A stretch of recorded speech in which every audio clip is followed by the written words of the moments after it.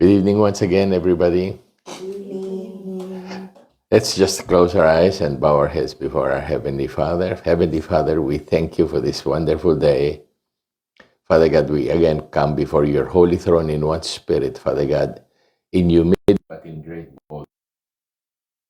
Pray that you continue to guide your people, Father. Father God, sanctify us by your word. Father God, you said your word is truth. Continue to sanctify us and prepare us, rendering us holy. We know it's your Holy Spirit that can impart to us the holiness of God, Father God. And we pray, Father God, that your Holy Spirit impart revelation knowledge, sanctify us by your word, through the revelation knowledge of your word, which is truth, Father God. Sanctify us, make us holy, Father God. For holiness, Father God, is preparation for return, Father God. Holiness, what you want your you want to become her mature, without stain, without wrinkle, without blemish, but holy and blameless, Father God.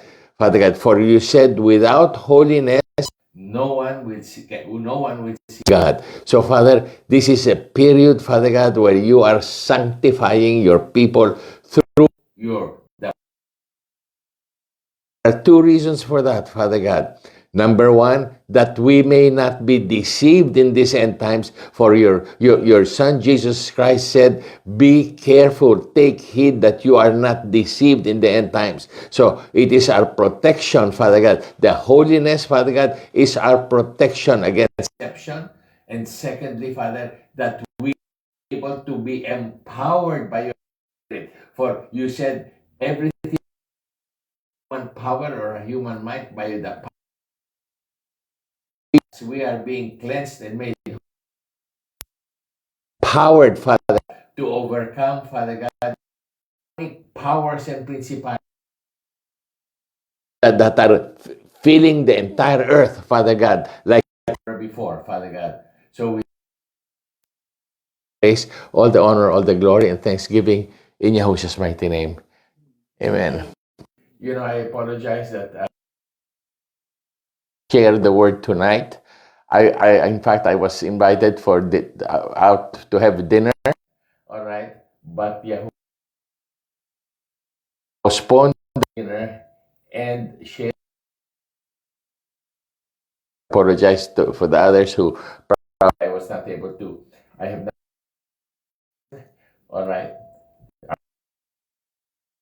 the dinner. So again, the objective of the Lord now prepare His bride, and the main is cleansing.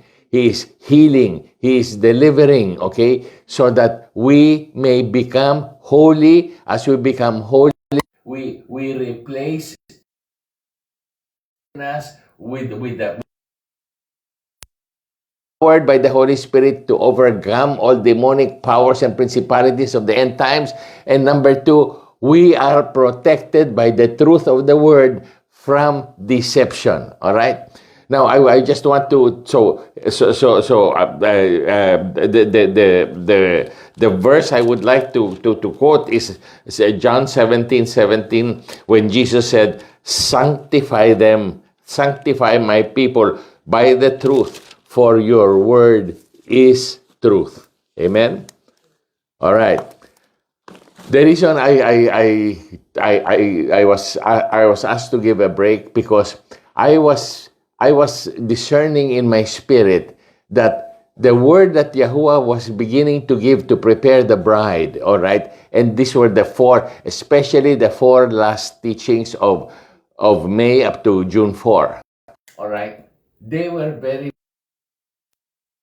powerful that Yahuwah gave me, but I could discern that in my spirit, I could discern that people were just taking it like it's just another Bible study. All right. So Yahuwah, I came before Yahuwah and he said, "I want you to stop and I want you to do something. I want you to meet with the people who are in the church. all right, and fellowship with them about these words that you have given, the four teachings of starting starting in May up to June 4.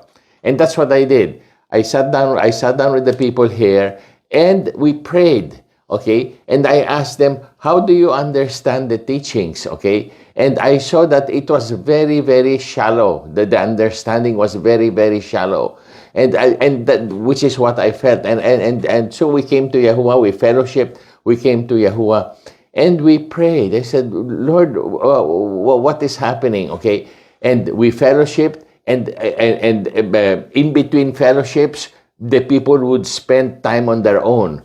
Well, the Lord revealed something to us, okay? He gave a yes in the Bible, okay?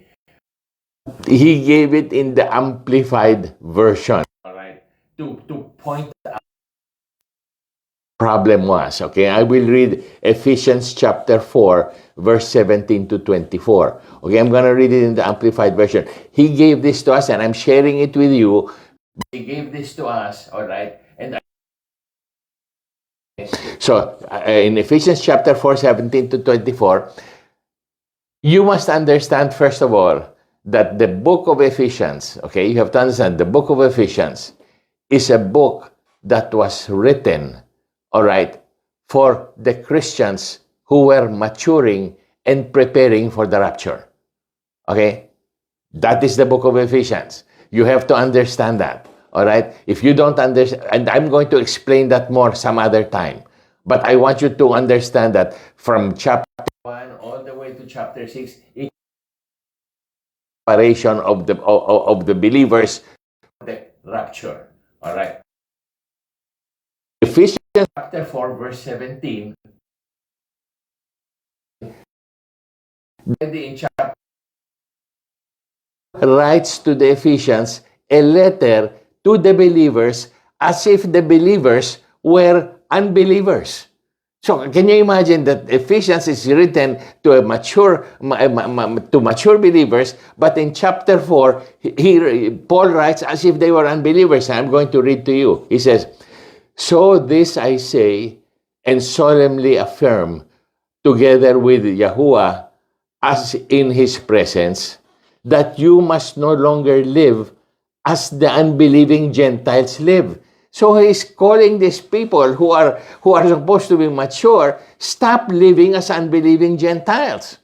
Okay? So you have to understand that this is, Ephesians is to prepare the people for the rapture. Okay? But in chapter 4, he's telling them you are still living as unbelieving Gentiles. Okay? Okay, it says, in the futility of their minds and in the foolishness and emptiness of their souls. For their moral understanding is darkened and their reasoning is clouded. They are alienated and self-banished from the life of God with no share in it.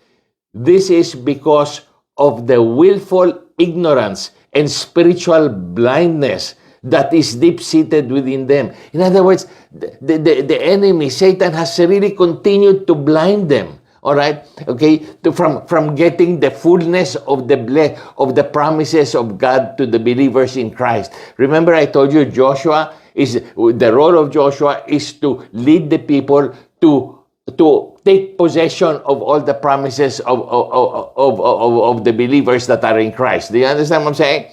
Okay, it says, because of the hardness and insensitivity of their hearts, it says, they were alienated and banished from the life of God with no share in it. Okay, here it is. Okay, I'll start from verse 18. For their moral understanding is darkened and their reasoning is clouded. They are alienated and self-banished from the life of God with no share in it. That is because of the willful ignorance and spiritual blindness that is deep-seated with them because of the hardness and insensitivity of their hearts. In other words, they are not enjoying the fullness of the promises of the believers in Christ, okay?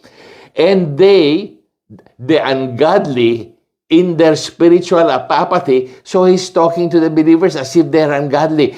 And the ungodly in their spiritual apathy, having become callous and unfeeling, have given themselves over as prey, okay, to evil. I'll continue in verse 21. In fact, he says, you have really heard him and have been taught by him. He's telling the believers, you have heard him, you have been taught by him, just as the truth is in Christ, revealed in his life and personified in the life of Christ. That regarding your previous way of life, you put off that old nature. In other words, he's telling them, you are already born again. You have the nature of the Lord. But you are walking as if it's still the old nature.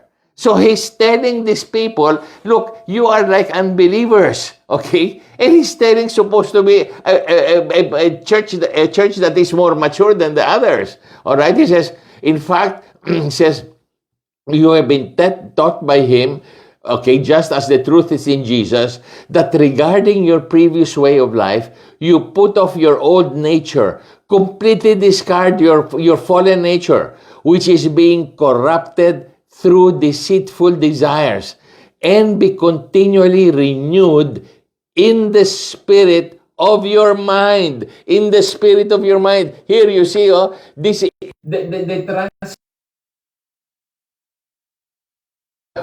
through the power of the word, through the truth of the word. But you have to get the revelation, because if you don't get the revelation of the Holy Spirit, there is no power of transformation. That's why that renewal of the mind, the Greek word is anakainosis, all right? Meaning to say, kainosis is a qualitative renewal through the rebirth.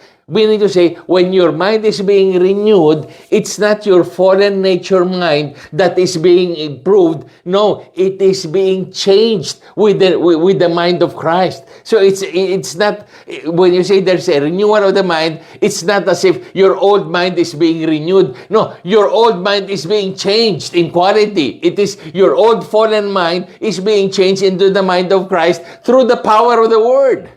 But the power of the Word requires the revelation of the Holy Spirit, because it's the Holy Spirit who can reveal the Word and transform us into holiness, into the nature of the Lord. Is that clear? So he says that regarding your previous way of life, you put off your old nature, completely discard your former nature, which is being corrupted through deceitful desires, and be constantly renewed in the spirit of your mind, having a fresh, untarnished, mental, and spiritual mind, which is the mind of Christ. All right? All right. Created in God's image, godlike in the righteousness and holiness of the truth, living in a way that expresses to God your gratitude for your salvation. So, that is what, when we came before the Lord, that is what He was telling us, okay? Not only He told us in a group, but also told people individually. So, in other words, you're a believer, but your mind is still very much unrenewed. Okay, you are getting the Bible study, you receive it in your fallen intellect, and you proceed on as if, because you don't see you don't appreciate the beauty and the power of the Word of God of transformation. Is that right? And I'll give you another passage that he gave us in 2 Corinthians chapter 4, verse 3 to 4. But even if our gospel is in some sense hidden behind the veil, it is hidden only to those who are perishing. But you see what is happening. Now listen to me. What is happening, normally, that would refer to unbelievers. They are the ones who are perishing. Do you understand? Now, please listen to this.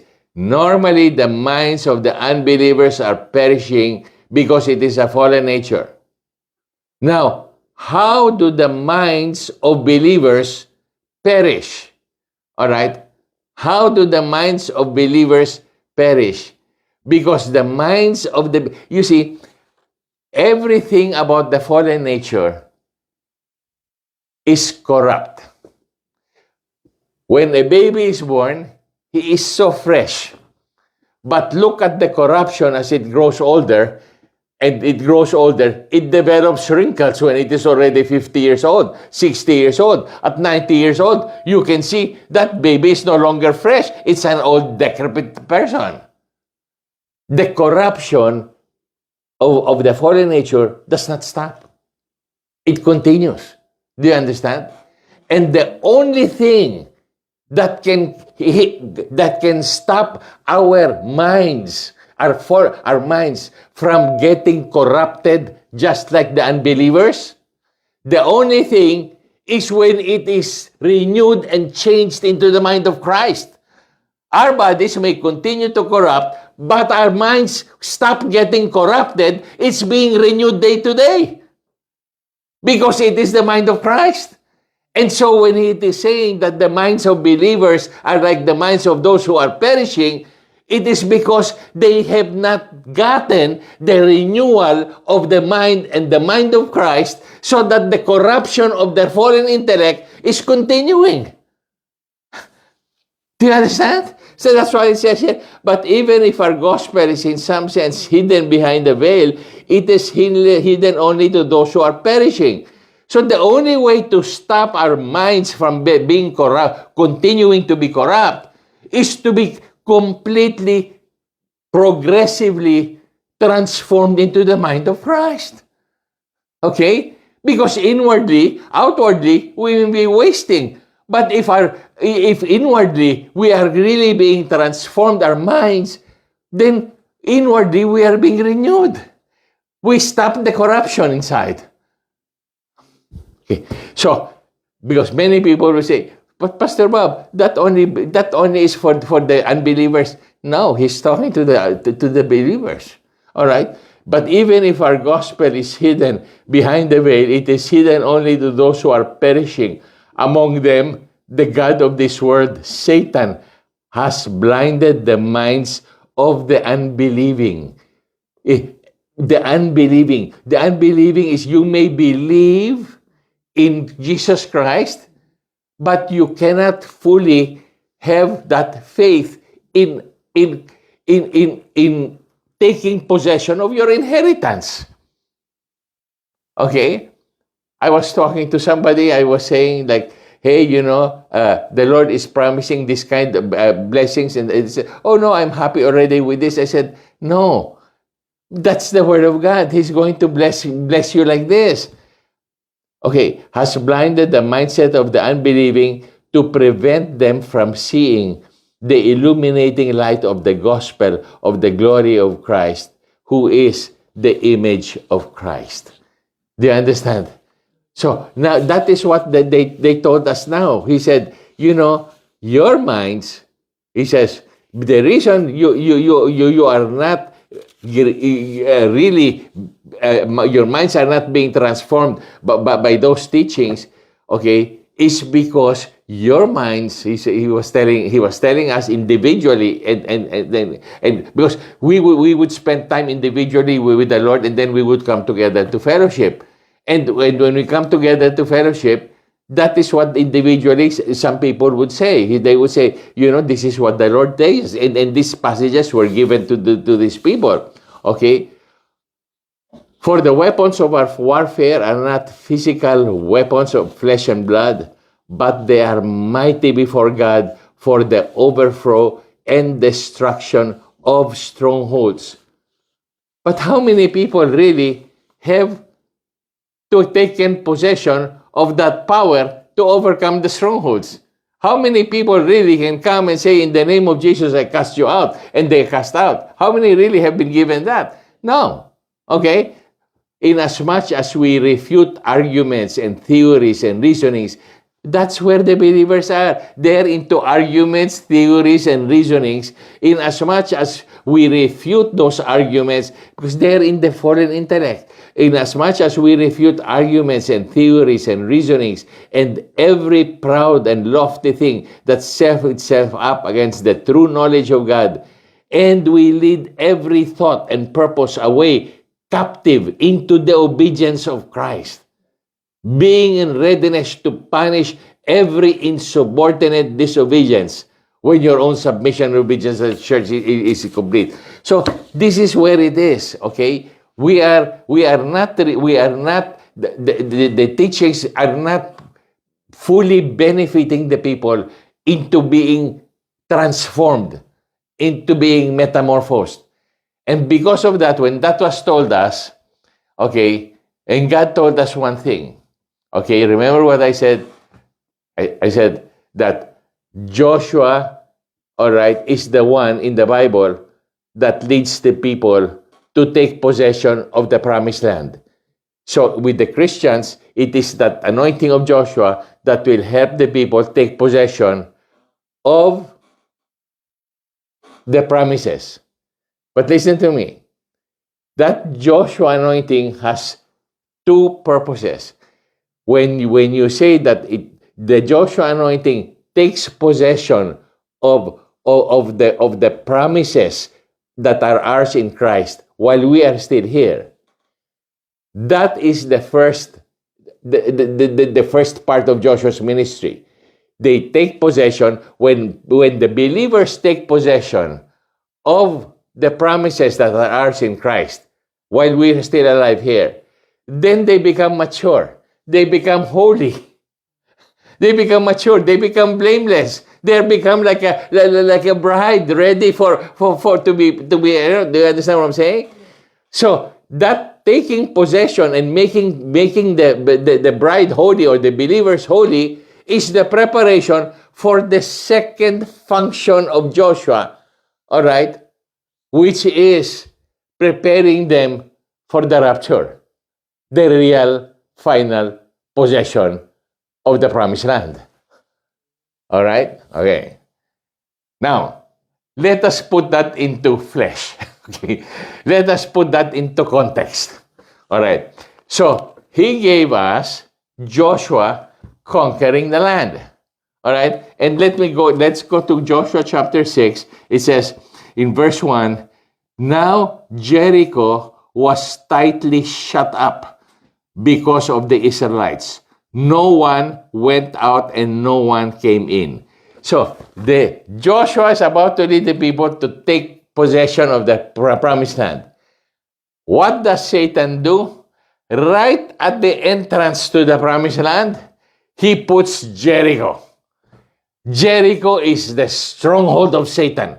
It is fortified to prevent the believers from taking possession of the promised land.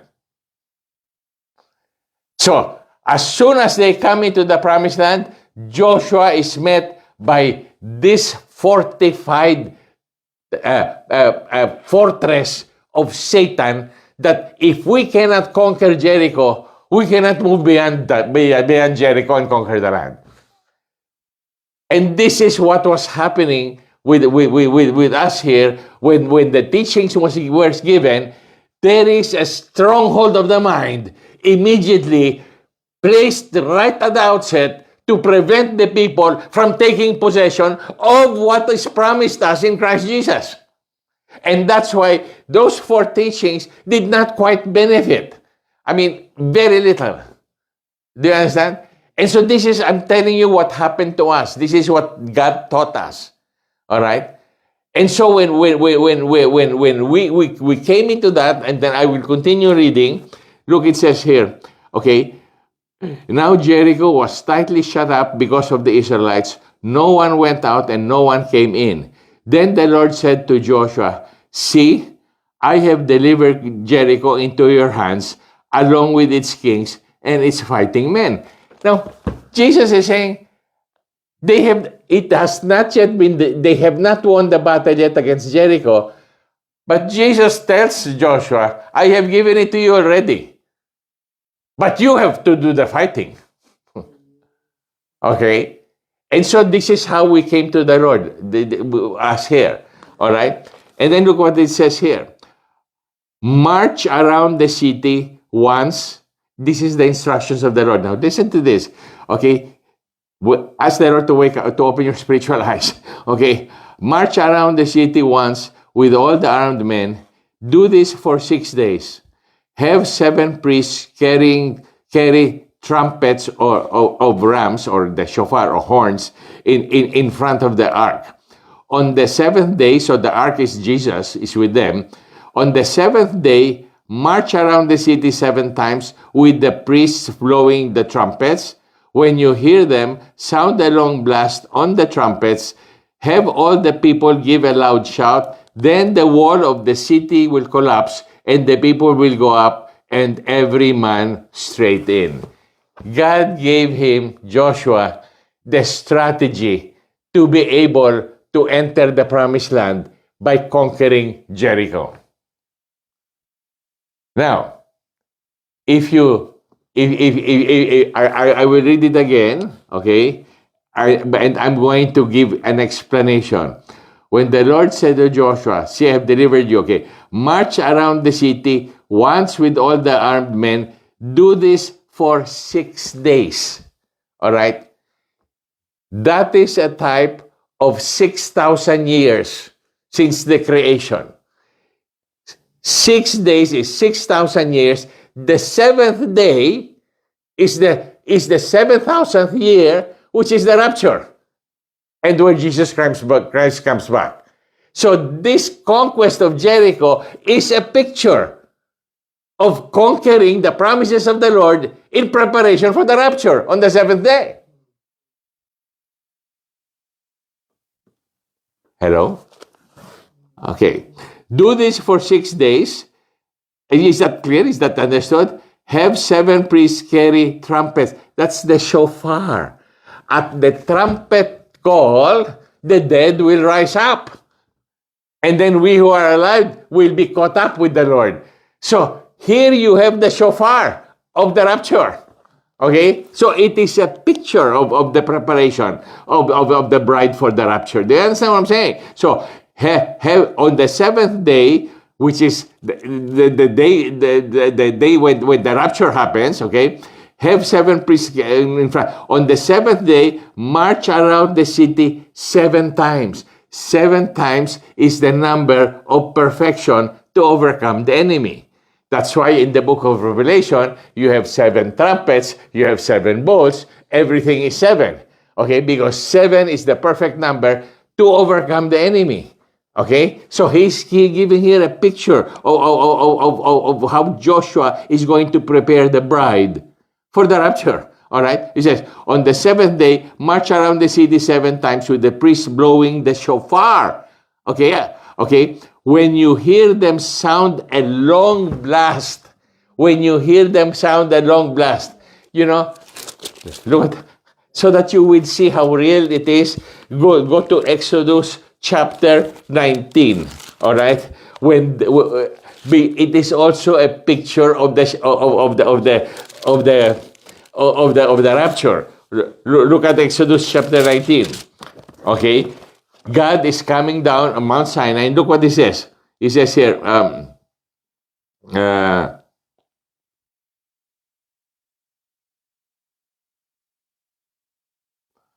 okay, look at this.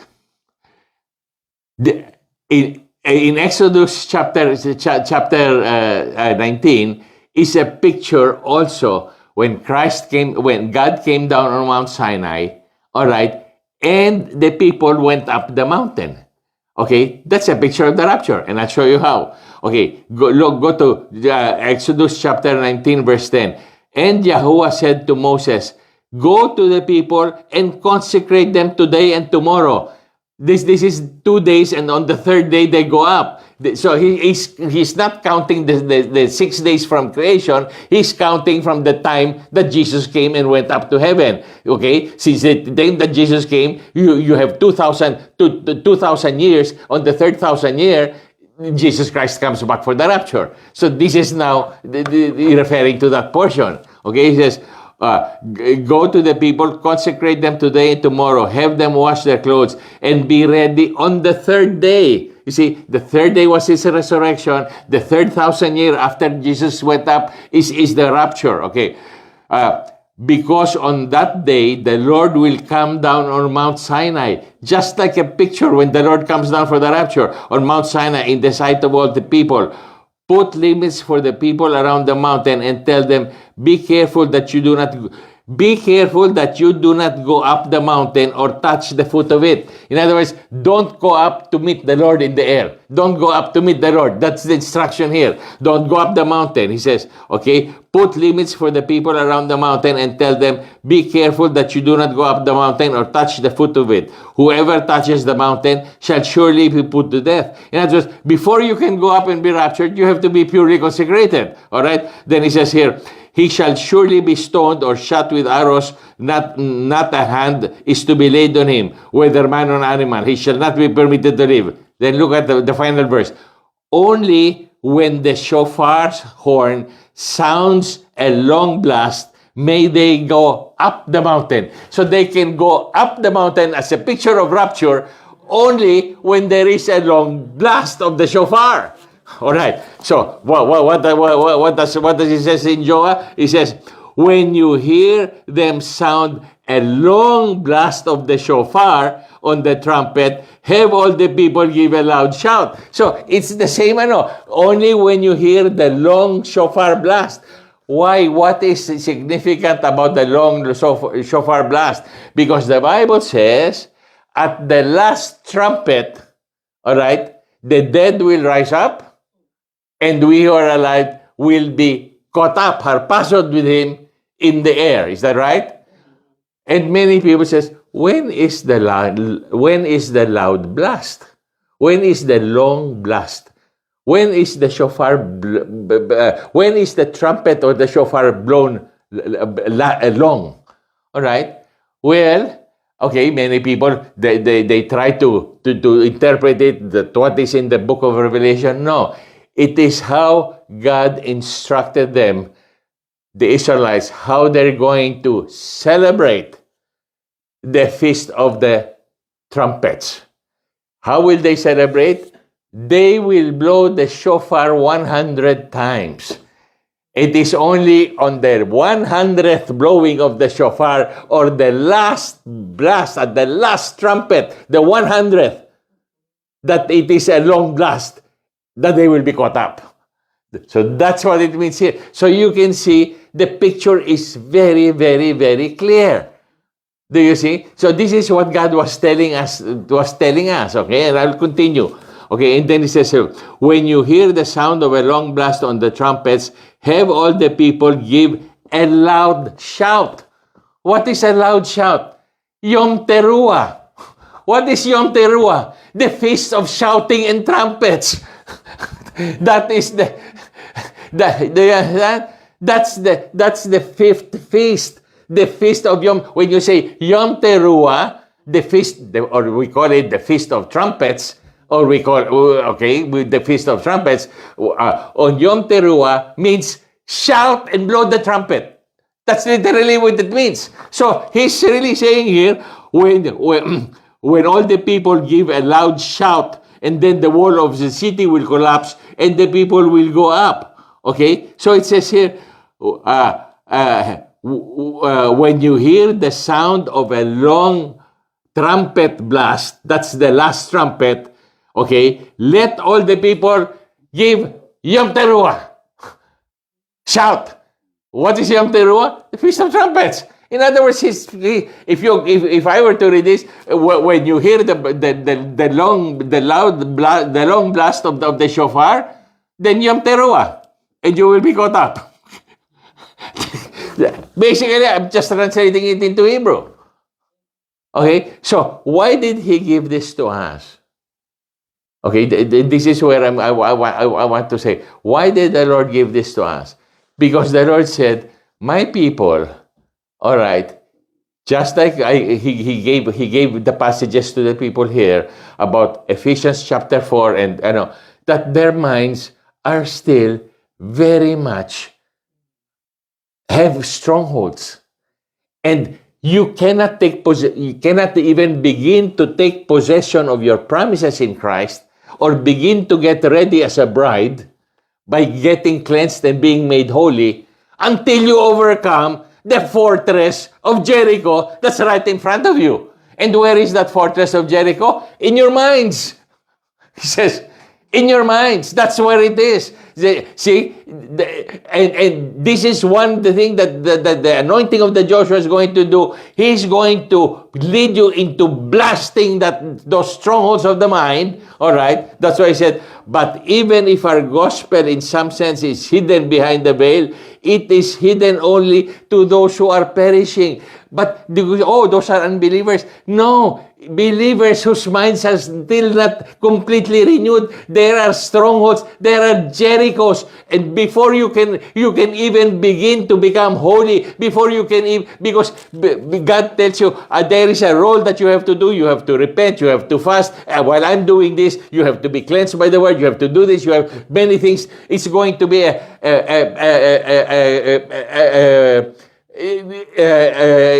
collaboration of God and us. But the people are just, I'm just listening to the word. It's not going to happen. Okay? Here in Jericho, they were told what to do. They had their part to conquer.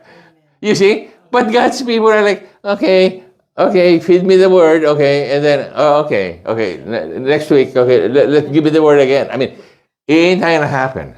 It's not going to happen. Okay, again, I will repeat that where is Jericho? In the minds of the believers. And I'll tell you what he did afterwards. But even if our gospel is in some sense hidden behind the veil, it is hidden only to those who are perishing. Among them, the God of this world, Satan, has blinded the minds of the unbelieving. What's beautiful here, it's not of the unbelievers, of those who unbelieve. Now, but I believe in Christ. It takes more than believing in Christ. You have to believe in everything that He promised to prevent them from seeing. Satan has blinded the minds of the unbelieving to prevent them from seeing the illuminating light of the gospel of the glory of Christ, who is the image of God. And you know what gospel it is at the end? That is why they are hindering, because you can have all your Bible studies, but only the Holy Spirit can transform us into holiness. And that is something that the church as a whole has not focused on. If you study the Bible in the New Testament, you will see that holiness is always connected to the preparation of the believer for the rapture. And unless you are made holy, you cannot see God. Okay. So now, what happened? What did God ask us to do? He asked us to fast. He asked us to write as much of our generational curses, the things that we want to renounce in our families, in our ancestries, the things that we have committed in the past. We may have already asked forgiveness, but many times God forgives you your sin, but the effect of sin still continues. I mean, you know what I'm saying? Like take a look at, you'd say that's the Old Testament, but just an example, David asked forgiveness for what he did, he did, yeah, I forgive you, but his son still died. Okay? You see, God can forgive, but the sowing and the reaping continues.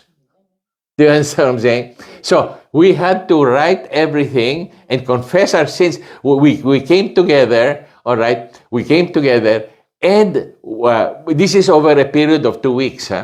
Okay, we started renouncing and bringing down the walls of Jericho in our minds.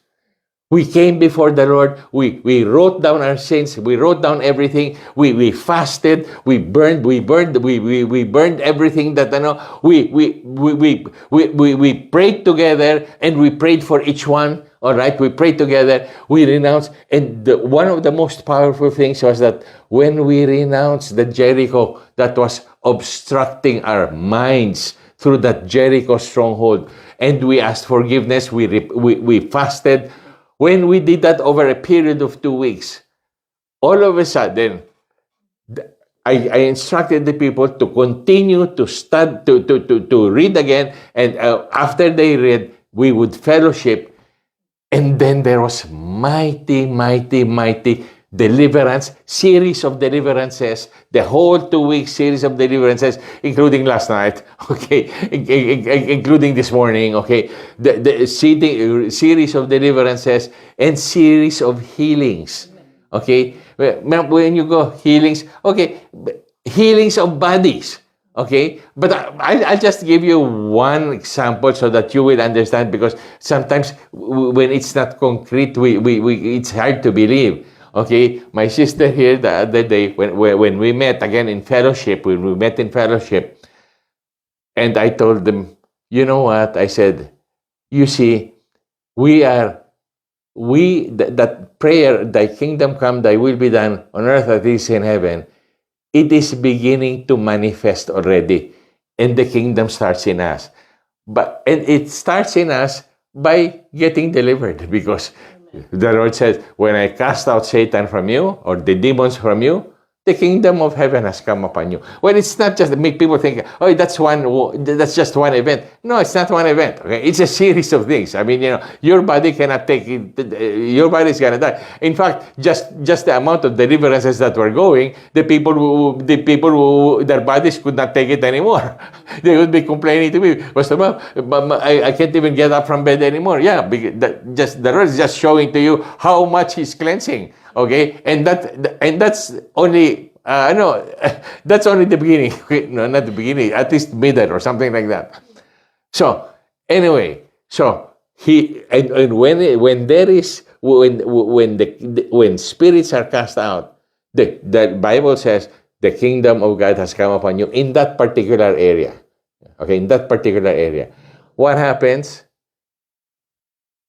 There is healing. So the other day, my sister here, okay, was a nurse.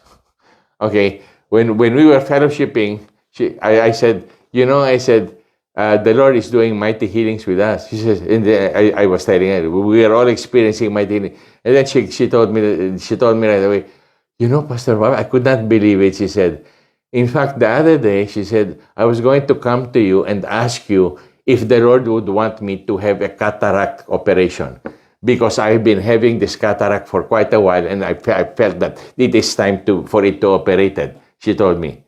But all of a sudden, today, it's gone. Wow. Thank you. And that's a nurse, okay?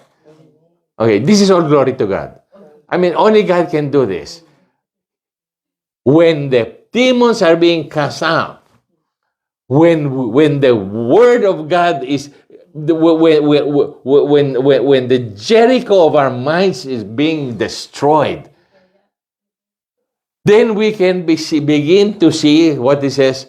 Okay, even if the gospel is hidden behind the veil, it is hidden only to those who are perishing, because among them the God of this world, Satan, has blinded the minds of the unbelievers, preventing them from seeing the illuminating light of the glory of the Lord Jesus Christ. You see, you must understand that the power of the cross, the power of the death and resurrection of Jesus Christ, the power of His death, the power of His suffering, the power of His suffering, the power of the suffering of the Son of God, the powering of His death, the power of His resurrection, the power of His ascension to heaven, has completely demolished the works of Satan supposed to be in the lives of the believers. But it is so sad that the believers are not experiencing the power of the resurrection, the power of the ascension, the power of the cross, because their minds are hindered by the fortress of Jericho. And so when that happened, all right, when Yahuwah demolished that Jericho, I told them to continue to go because we would meet periodically, every day actually, and then they would go on their own and they would spend time. And this time they would, instead of listening to the entire teaching, they were led to listen to portions, no, like 15 minutes like that. And when we came back, there was complete healing, there was deliverance. Why? They would tell me, I never understood the word like that. And that's why I was asked to stop the teaching. And because the Lord had to show me that this is the condition of the church in general. Okay, in general. Okay. You know, one of the biggest things really is humility. You know, humility. Because many people, I know that already, I know that already. I know that I've attended 1 million Bible studies. I know that already. You know, God opposes the proud. God opposes the proud. If you don't humble yourself, then you have a problem. You have Satan's nature dominating you. You have Satan's nature dominating you. And you know what time is it? Because I don't want to give too much. Okay. 7:54. Huh? 7:54. Okay, I'm going to end already. I didn't mean it to get but there is so much more that Yahuwah wants to give. Okay, but you know, I want. Okay, remember one thing. The holiness is the number one thing now, and the word is going to do that. But you have to come and really not just listen to it like, okay, because when they started listening to it in 15 minutes, and they came back completely healed and transformed. Okay, so I will end with this. Okay, I will end with this. The holiness will enable us to do things. They will prepare us for the rapture. Okay. Wash them that they may be presented to Christ as holy, without blemish, without stain. Okay. Well, number one, in that preparation, we are not going to fall into deception. Okay. We will not fall into deception. I would just read this. Okay. Matthew 24, verse 2 to 14. Okay. I'm just going to read it. And Jesus said to them, Do you not see all these things? He shows the temple of the temple of in Israel. Assuredly, I say to you, not one stone shall be left here upon another that shall not be thrown down. Okay, so he says that. In verse 3, now he sat on the Mount of Olives. The disciples came to him privately, saying, "Tell us, when will these things happen? When will this temple be thrown down?" Okay? And what will be the sign of your coming and of the end of the age? Okay, now you have to understand the question. There are three questions there. One is, what will be the sign of your coming? All right? Well, we know that in decent logical society, when we are asked a question, we have to answer the question first. Okay? But Jesus did not answer the question. He did. What is the sign of your coming and of the end of the age? He did not answer the question. So you could say, wait, Jesus, you have to answer the question first. But he had the reason why he did not answer the question. He said, there will be such great deceptions that if I give you the answer, you will forget it and you will not know. But there will be such a great deception. I am not going to give you the answer right away. I am going to give you the details of what will happen so that you do not get deceived. And so he says, and Jesus answered them and said to them, so what is the sign of your coming and of the end of the age? Take heed that no one deceives you. That's the thing. He did not answer the question about the sign of his coming. Take heed that no one deceives you. I mean, to him, he said, listen, this is more important, okay, that you take heed that no one deceives you. And I will give you a description of all the things that are going to happen that will lead up to the end of the age, all right, so that you will not have one sign or two signs. No, I'm going to give it to you everything. He says, so that there is no no chance that you will get deceived. Okay? So he says, take heed that no one deceives you. For many will come in my name, I saying I am the Mashiach, and will deceive many. And then he goes into all these things that will precede the second coming. He says, and you will hear of wars and rumors of wars. So he's giving the details. He hears of wars and rumors of wars. See to it that you are not troubled, for all these things must come to pass, but the end is not yet. So he still did not answer what the sign of the end was. But the end is not yet. But I'm giving you all the things so you don't get deceived. When you see these things, know that the end is near, he says. All right? He says, for nation will rise against nation, and kingdom against kingdom. There will be famines, pestilences, and earthquakes in various places. All these are the beginning of birth pangs. Now, can you imagine? He gives a set of things that will be the beginning of the signs of the end time. He did not answer the question yet, but this will be the signs. So he begins the giving of the signs, but then he interrupts it in the middle of the signs. He interrupts it with a statement that says, all these are the beginning of birth pangs. Why did he insert that there? He's saying this. Listen to me. You know when a woman has birth pangs, when her birth pangs begin, and let's say the husband is there, and they're going there. Oh, are you going? Shall we take her already to the hospital? And say, oh no, you know what? Let's take her tomorrow. But the birth pangs start. No, let's stop the birth pangs and then take her tomorrow. No, the birth pangs do not stop. That's why he said these are the beginning of birth pangs. Meaning, say when you see this, no, it's not gonna stop. It's going to get worse. See? Because we see these birth pangs all around us, but we act as if it's not getting nearer and nearer.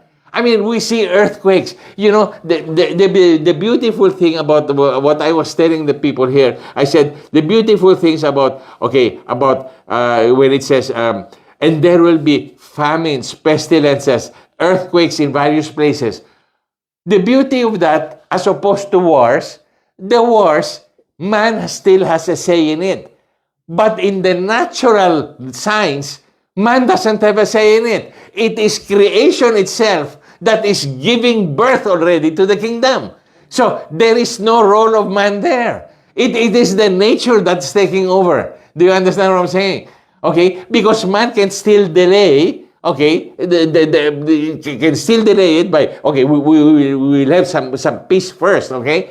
Do you understand what I'm saying? So he says, all these are the beginning of birth pangs. So what he's saying that they're gonna continue, okay? So when you see this, know that as each year passes, it's getting nearer. Then then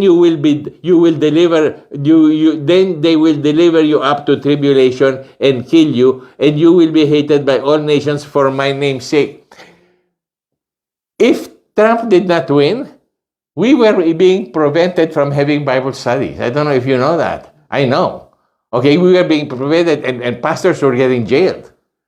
All right? Now, right now, they're even preventing, even now, they're still preventing prayer from the NFL, prayer from the NBA, prayer from public. They're preventing, they're anti-Christ, okay? They are removing Christ and replacing him. Do you understand what I'm saying? So, you see now, although if they were in power now, they are going to put us into tribulation already. If you don't see that, man, you're blind. And I'll tell you, if you see that and you continue looking at politics from a secular fallen intellect, then you must be even crazier than I thought. Okay?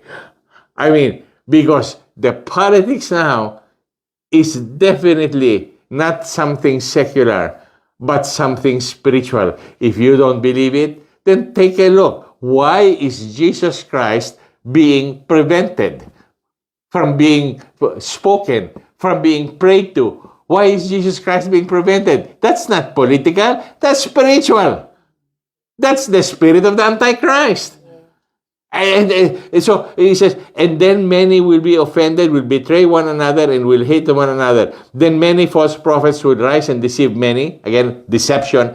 And because lawlessness will abound, the love of many will grow cold. Lawlessness, Greek, anomias.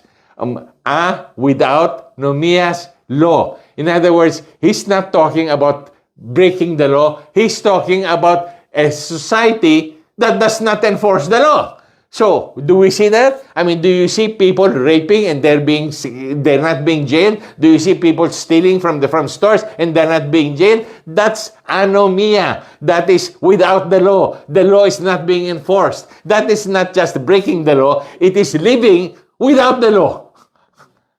And so that's what he says. And because the lawlessness without the law will abound, the love of many will grow cold, but he who endures to the end shall be saved. And this gospel of the kingdom will be proclaimed in all the world as a witness to all nations, and then the end will come. There he answers it. What is the This gospel of the kingdom will be proclaimed in all the world as a witness to all nations, then the end will come. I am one of those that have been called to proclaim the gospel of the kingdom that will cleanse and prepare the bride unto holiness. Okay? I am just one of those. All right? And that is why, it is not religion as usual. All right? Now I'm going to end with something.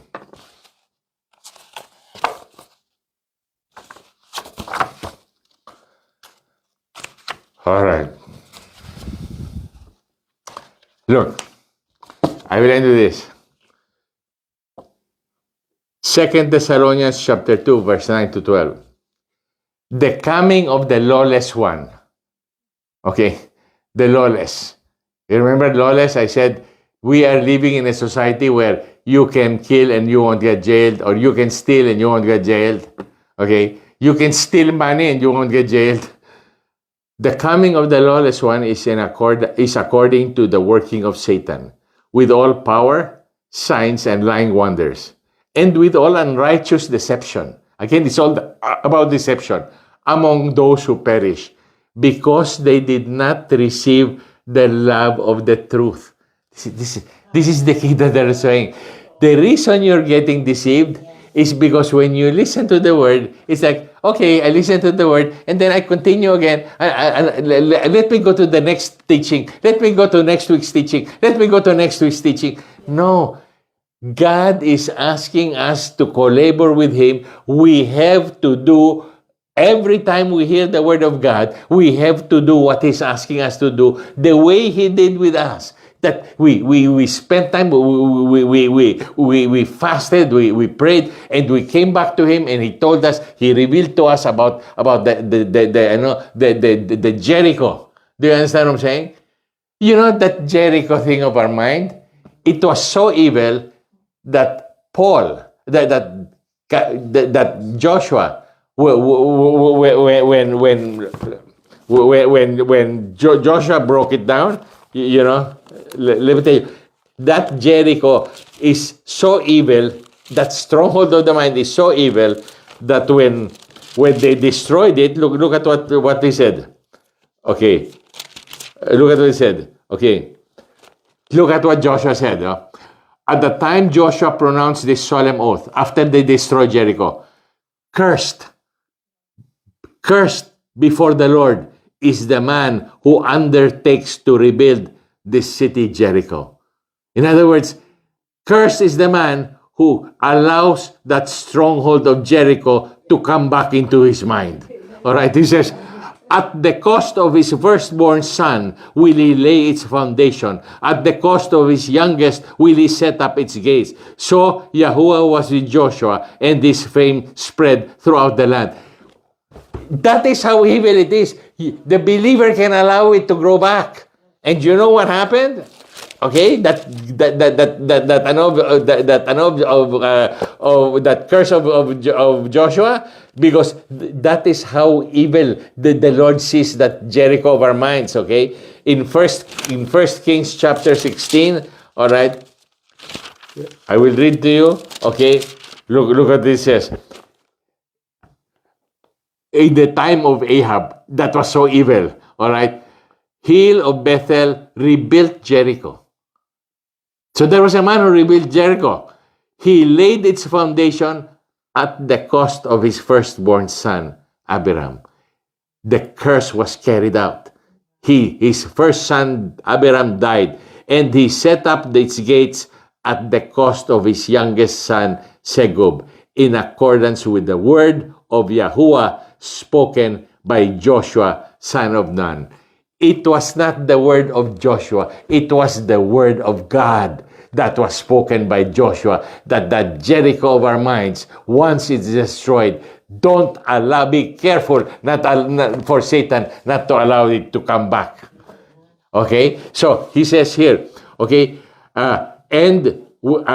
the coming of the lawless one is accordance with the working of Satan, with all power, signs, and lying wonders, and with all unrighteous deception among those who perish, because they did not receive the love of the truth, that they might be saved. So he had to take us into all this series, the 2-week session that we had with him, to destroy that, for us to develop a love for the truth.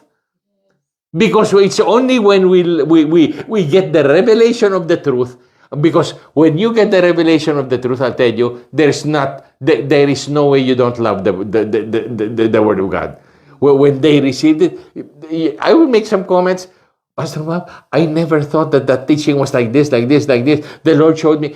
People received visions. You received visions.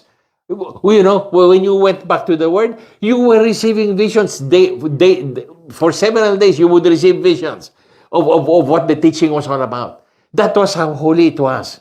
You see? And so that's why, because they did not receive the love of the truth, that they might be saved. And for this reason, because you did not love the truth, God will send you strong delusion.